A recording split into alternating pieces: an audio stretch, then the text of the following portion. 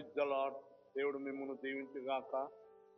ఈ దినం వాగ్దానము, ప్రతివాడు తాను చేసిన కష్టము కొలది జీతం పుచ్చుకొనును.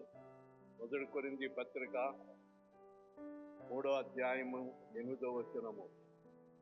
మనం చేసే ప్రతి పనికి జీతం ఎలాగ తీసుకుంటామో అలాగే దేవుడు మనకు జీతం సిద్ధపరచనై ఉన్నాడు.